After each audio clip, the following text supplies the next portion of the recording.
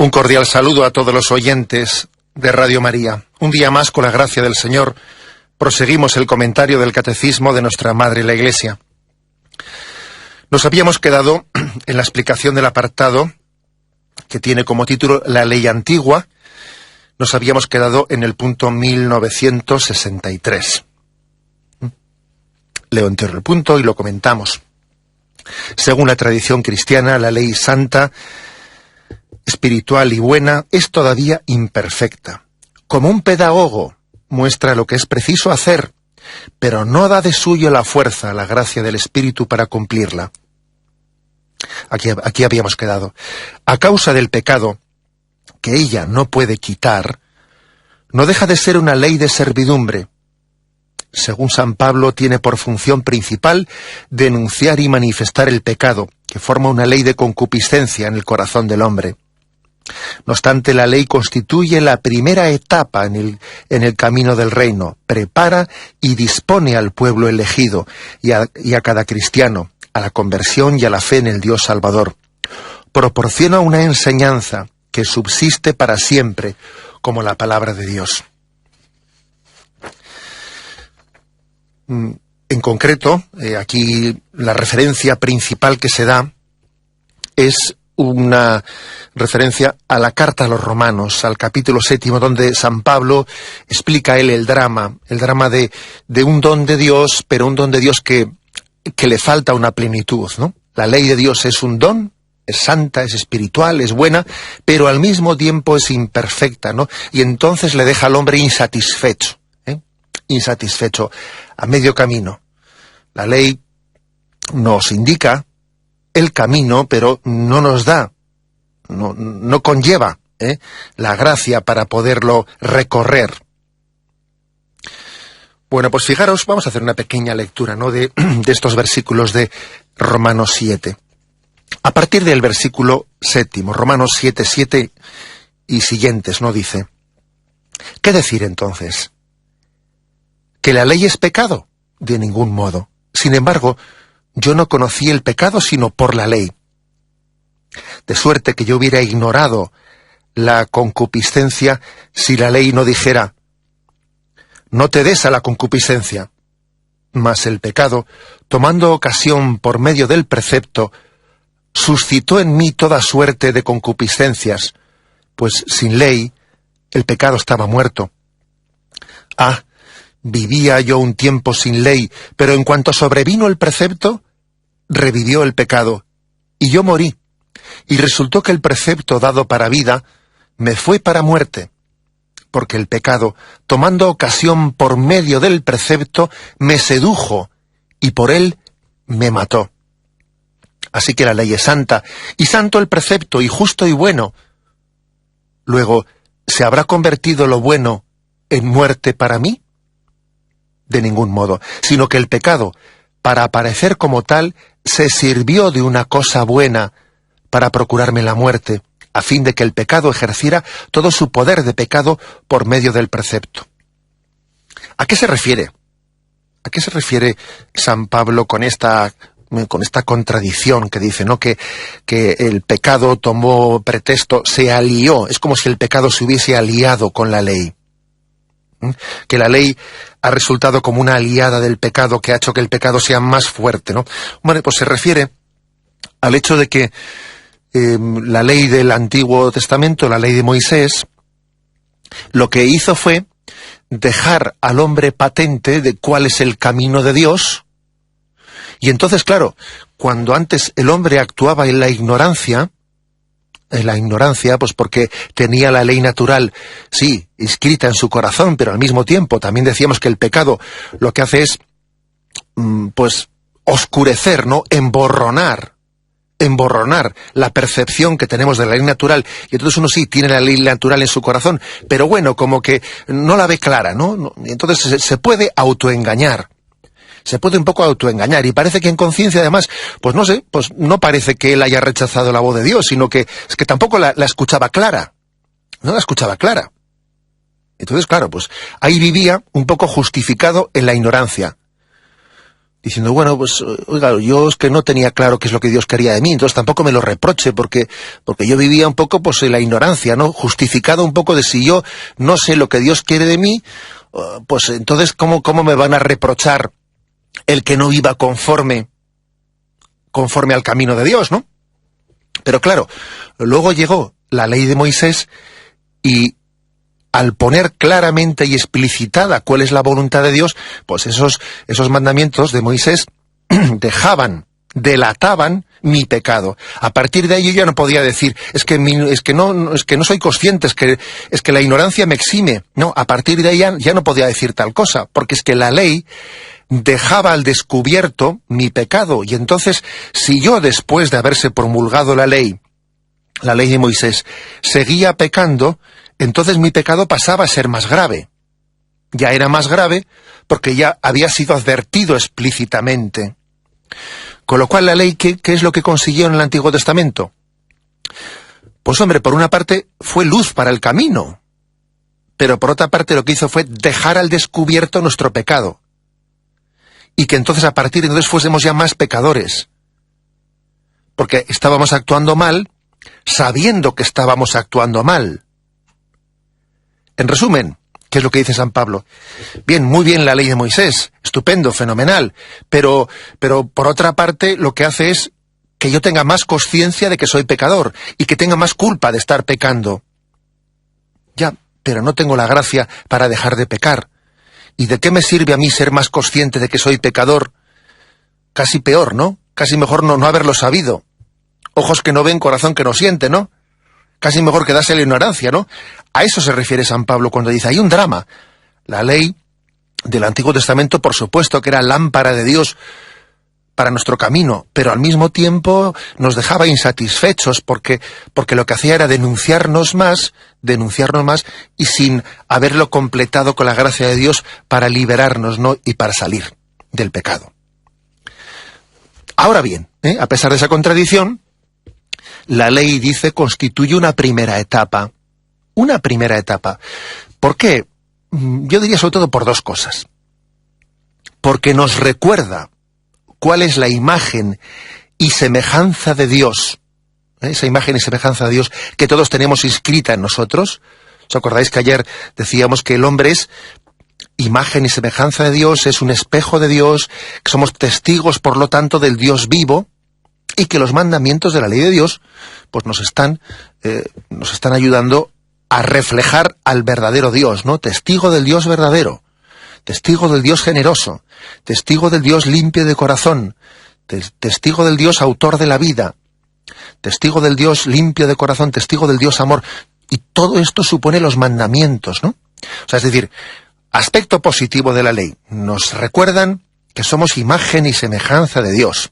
Y segundo, importante también, los mandamientos fueron muy importantes para que el pueblo de Dios creciese en hambre y sed de Dios. Hambre y sed de Dios, es decir, deseo de... necesidad de la gracia, somos mendigos de la gracia, precisamente porque si la ley me dice qué es lo que debo hacer, cuál es el ideal moral que debo de vivir, pero por otra parte me veo impotente, incapaz de cumplirlo, pues ¿qué es lo que se desprende de ahí? Pues que el hombre dice, Dios mío, ven en mi auxilio, envíame tu gracia, dame la gracia para poder llevar a la práctica en mi vida pues ese ideal moral que me has propuesto de los mandamientos. O sea, también los mandamientos han servido para suscitar hambre y sed de Dios, para que seamos mendigos de la gracia, precisamente porque vemos una desproporción muy grande entre el ideal moral y mi debilidad. Este es el ideal moral. Vivir como imagen y semejanza de Dios supone vivir así. Y por otra parte, aquí estoy yo, que estoy lejísimos de ese ideal. ¿Y cómo solucionaré, no?, esta desproporción entre el ideal tan grande y la realidad tan pequeña que veo en mi vida? Esa desproporción, ¿cómo yo puedo solventarla? Y claro, entonces la respuesta es, necesitamos a Jesucristo, necesitamos su gracia, necesitamos que la revelación llegue a su plenitud. Ese es, por lo tanto, el modelo que aquí se nos quiere transmitir. Tenemos un momento de reflexión y continuaremos enseguida. Continuamos con el punto 1964. Con él completamos este apartado de la ley antigua. Y dice así: la ley antigua es una preparación para el Evangelio. La ley es profecía y pedagogía de las realidades venideras. Es una cita de San Irineo. La ley es profecía y pedagogía de las realidades venideras. Profetiza y presagia la obra de liberación del pecado que se realizará en Cristo. Suministra el Nuevo Testamento las imágenes, los tipos, los símbolos, para expresar la vida según el Espíritu. La ley se completa mediante la enseñanza de los libros sapienciales y de los profetas, que la orientan hacia la nueva alianza y el reino de Dios. Y aquí hay un texto de Santo Tomás de Aquino que después leeremos. Bueno, aquí la frase principal, que ya así lo he sugerido según lo leía, al enfatizar esa cita de San Irineo, la frase principal es que la ley antigua es una preparación para el Evangelio en el sentido que es profecía y pedagogía. De esa manera nos prepara, profecía y pedagogía de las realidades venideras. Profecía. Profecía. En el Antiguo Testamento vemos con frecuencia muchas referencias proféticas que están presagiando, que están anunciando, que nos están preparando para entender cuál es la alianza definitiva a la que estamos llamados, ¿no? Para entender que esta ley del Antiguo Testamento no es más que una preparación que está abriendo camino para esa alianza definitiva. Muchísimas imágenes, ¿no? Por ejemplo, en todos los profetas, ¿no? Pero, bueno, por ejemplo, en Ezequiel. ¿Recordáis ese texto? Os daré un corazón nuevo y os infundiré un espíritu nuevo. Arrancaré vuestro corazón de carne. Mejor dicho, arrancaré vuestro corazón de piedra, ¿no? Y os daré un corazón de carne. Bueno, y ahí una profecía de que la nueva alianza va a llegar. Cuando dice arrancaré vuestro corazón de piedra y os daré un corazón de carne, es diciendo, tenemos que pasar de la alianza escrita en las piedras a la alianza escrita en el corazón. Se está profetizando, se está presagiando. Eso lo tenéis en Ezequiel 36. En Ezequiel 37, allí viene esa profecía de los huesos secos que son invocados, ¿no? Que son conjurados. Había una multitud de huesos secos que son conjurados y que el Espíritu viene sobre ellos y les da la carne, les da los nervios, les da la piel y finalmente reviven, ¿no?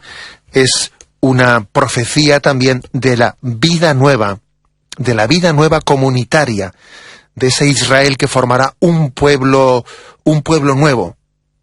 Antes estaba disperso, ¿no? Y formará un pueblo, revivirá una vida nueva. Será un solo pueblo. También el Antiguo Testamento es profecía de ese nuevo pueblo que está por llegar. Ezequiel 47, también otra imagen preciosa. Vi un agua que brotaba del lado derecho del templo.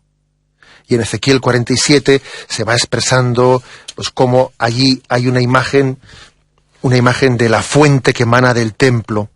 Una fuente que va creciendo y que ya nadie puede atravesar, y ahí la Iglesia ha interpretado que es una profecía de ese texto de Juan 19:36, de esa agua que brotó del corazón abierto de Cristo. He aquí otra imagen, otra profecía. O sea, todo el Antiguo Testamento es una profecía de la plenitud de la revelación que va a llegar en el Nuevo Testamento. Os daré un corazón nuevo. Conjuré y vino sobre aquellos huesos secos, vino la vida. Vi un agua que brotaba del lado derecho del templo. Todo el Antiguo Testamento es una profecía de la vida nueva que nos va a ser ofrecida en Cristo. Luego, qué importante es, ¿no? Qué importante es esa ley del Antiguo Testamento, porque nos prepara para el don definitivo. El Salmo 118, que si lo queréis leer, pues lo encontraréis en vuestra Biblia, posiblemente, dependiendo de qué versión venga 118, igual viene 119 y entre paréntesis 118, porque hay dos numeraciones distintas de los salmos, ¿no? Es un salmo, es el más largo que existe en la Sagrada Escritura, el salmo más largo, el 118, y es un elogio de la ley divina. Bueno, aquí también se insiste mucho en que la ley es no ya solo profecía, también es pedagogía. Es pedagogía, ¿no? Como es muy largo, no lo voy a leer entero, pero leo algunos de los versículos, ¿no? Dichoso el que con vida intachable camina en la voluntad del Señor. Dichoso el que guardando sus preceptos lo busca de todo corazón. El que sin cometer iniquidad anda por sus senderos. Tú promulgas tus decretos para que se observen exactamente. Ojalá esté firme mi camino para cumplir tus consignas. Entonces no sentiré vergüenza al mirar tus mandatos. Te alabaré con sincero corazón cuando aprenda tus justos mandamientos. Quiero guardar tus leyes exactamente. Tú no me abandones. ¿Cómo podrá un joven andar honestamente, cumpliendo tus palabras? Te busco de todo corazón. No consientas que me desvíe de tus mandamientos. En mi corazón escondo tus consignas, así no pecaré contra ti. Bendito eres, Señor. Enséñame tus leyes. Mis labios van enumerando los mandamientos de tu boca. Mi alegría es el camino de tus preceptos, más que todas las riquezas. Medito tus decretos y me fijo en tus sendas. Tu voluntad es mi delicia. No olvidaré tus palabras. Como digo, es un salmo, el 118, que hace un elogio de la ley divina. Porque el Antiguo Testamento no solo es una profecía, también es una pedagogía. Y aquí lo principal es que entendamos estos textos que dicen, ¿no? Tu voluntad es mi delicia. Mi alegría es el camino de tus preceptos, ¿no? O sea, es decir, la ley antigua, la ley de Moisés, está sirviendo para educar nuestro gusto. Está sirviendo para que el hombre no guste de seguir la ley de la carne, sino para que el hombre tenga su gusto, su ideal, su objetivo, su sueño, sea hacer suya la voluntad de Dios. Dice aquí, mi alegría es el camino de tus preceptos. Yo gozo de vivir la voluntad de Dios, de cumplir la voluntad de Dios. Es verdad que la ley del Antiguo Testamento pues nos deja insatisfechos porque no tenemos la gracia de Cristo para poder cumplir la ley, ¿no? Pero por lo menos nos va educando el gusto. Nos va educando el gusto. Tu voluntad es mi delicia, mi alegría son tus mandamientos. Nos va educando el gusto. Es pedagogía. Nos va diciendo que solamente vamos a poder ser felices por la senda del camino de Dios. Luego, ya es muy importante la ley del Antiguo Testamento, ¿eh? Es muy importante porque va produciendo poco a poco ese camino de transformación, ¿eh? Ese camino de transformación. Por eso, damos un paso más y leemos la cita de Santo Tomás última, ¿eh? Y dice: hubo, bajo el régimen de la antigua alianza, gentes que poseían la caridad y la gracia del Espíritu Santo y aspiraban ante todo a las promesas espirituales y eternas, en la cual se adherían a la ley nueva. Y al contrario, existen en la nueva alianza hombres carnales, alejados todavía de la perfección de la nueva ley, para incitarlos a las obras virtuosas. El temor del castigo y ciertas promesas temporales han sido necesarias, incluso bajo la nueva alianza. En todo caso, aunque la ley antigua prescribía la caridad, no daba el Espíritu Santo, por lo cual la caridad es difundida en nuestros corazones. Bueno, ¿qué afirma aquí esta cita de Santo Tomás? Pues afirma lo siguiente, ¿eh? Bueno, que es verdad que el Antiguo Testamento no era más que una profecía y una pedagogía para llegar al Nuevo Testamento, a la ley nueva de Jesucristo. Pero también es verdad, dice aquí, ¿no?, esta cita de Santo Tomás, que en el Antiguo Testamento había ya personas que estaban tan abiertas a Dios que poseían la caridad y la gracia. Ya la poseían en el Antiguo Testamento, la caridad y la gracia que iba a llegar en Cristo. O sea, por la gracia de Dios el Espíritu Santo ya se la había adelantado. Y por el contrario, en el Nuevo Testamento, ya después de la llegada de Jesucristo, hay también personas que han cerrado su corazón, no han abierto su corazón y están en el Antiguo Testamento. Es decir, en tiempos del Antiguo Testamento había personas que tenían su corazón en el Nuevo Testamento, y en tiempos del Nuevo Testamento hay muchas personas que están todavía en el Antiguo Testamento. Están en el Antiguo Testamento, no viven abiertos al Espíritu, no viven de la confianza plena y el abandono en la gracia de Dios, viven en el temor, viven todavía meramente en las promesas del Antiguo Testamento, no se han abierto, ¿no? O sea, esta matización que hace aquí Santo Tomás es como diciendo, ojo, no nos pensemos que por estar en el Nuevo Testamento, que por estar en el... pues ya que nosotros decimos, bueno, pero nosotros ya estamos en la plenitud del Nuevo Testamento, sí, pero eso no basta que esté en el libro recogido. Hace falta que tu actitud, tu disposición, sea de un odre nuevo. Vino nuevo, odres nuevos. Porque puede ocurrir que igual que en el Antiguo Testamento, ¿no?, como el anciano Simeón, etcétera, había corazones que estaban esperando, ¿no?, estaban en el Nuevo Testamento, o la profetisa Ana, o el anciano Simeón. Sin embargo, también hay personas que en el momento presente tienen el corazón en el Antiguo Testamento, porque no se han abierto o no nos hemos abierto a la gracia de Cristo. No estamos hablando únicamente, pues, de tiempos, quién nació antes o quién nació después. No estamos hablando de tiempos. Estamos hablando de disposiciones del corazón. Y hay corazones que están dispuestos, pues, en el Antiguo Testamento, y hay corazones que están dispuestos en el Nuevo Testamento. Se han abierto a la plenitud del Espíritu Santo. Le dejan al Espíritu Santo hacer un hombre nuevo en él. No es cuestión, pues, ¿no?, de en qué año, en qué siglo te ha tocado nacer. No. Es cuestión de hasta qué punto tienes hambre y sed de Dios y eres mendigo de su gracia, estás abierto a su don. Esta es la matización última que quiere hacer aquí esta cita de Santo Tomás de Aquino. Bien, lo dejamos aquí. Como tenemos el tiempo cumplido, me despido con la bendición de Dios Todopoderoso. Padre, Hijo y Espíritu Santo, descienda sobre vosotros. Alabado sea Jesucristo.